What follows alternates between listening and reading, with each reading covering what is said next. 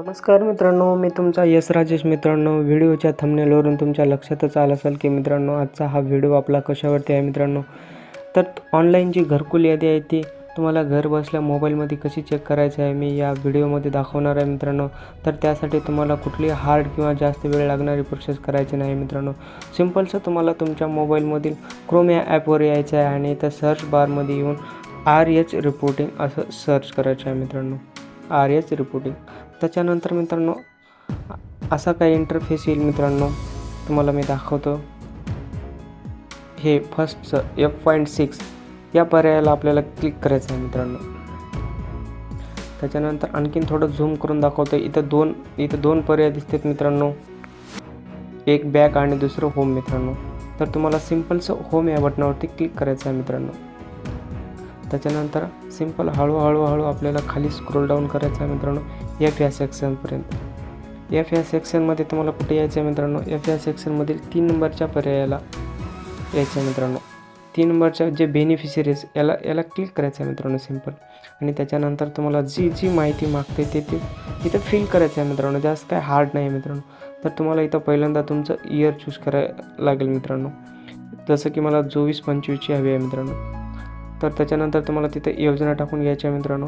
इथं भरपूर साऱ्या योजना आहेत मित्रांनो. तुम्हाला जी हवी आहे ती योजना इथे तुम्ही टाकू शकता. मला प्रधानमंत्री आवास योजनेची पाहिजे ग्रामीणची, तर मी इथं टाकून घेतो मित्रांनो. त्याच्यानंतर तुम्हाला कुठल्या स्टेटची पाहिजे ते पण इथं तुम्ही सिलेक्ट करू शकता मित्रांनो. आणि त्याच्यानंतर तुम्हाला तुमचा जिल्हा सिलेक्ट करायचा आहे मित्रांनो. आणि त्याच्यानंतर तुम्हाला तुमचा तालुका सिलेक्ट करायचा आहे. आणि तुमचं इथं गाव सिलेक्ट करून घ्या मित्रांनो. इतकं केल्यानंतर तुम्हाला बस आपल्या पुढे यादी येऊन जाईल. फक्त एक प्रोसेस राहिलेलं आहे, ते म्हणजे हे मित्रांनो, याला काय म्हणू आपण, त्याला कॅप्चर मित्रांनो.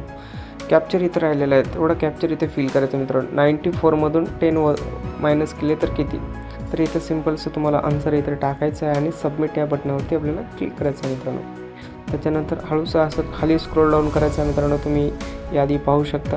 इथं तुम्ही डाउनलोडही करू शकता यादी आणि पाहूही शकता तुम्ही.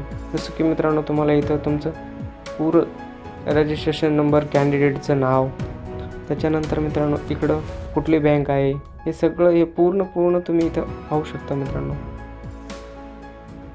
तर मित्रांनो व्हिडिओ आवडले असल्यास आपल्या मराठी ज्ञान या यूट्यूब चॅनलला सबस्क्राईब करून ठेवा मित्रांनो.